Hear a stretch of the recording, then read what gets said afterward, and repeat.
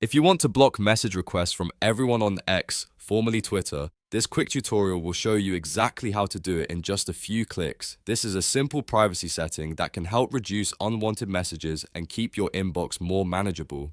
If this video helps, make sure to hit the like button and subscribe for more quick social media tutorials. Let's jump right in. First, open X and look at the left navigation bar. Click on More to open the full menu.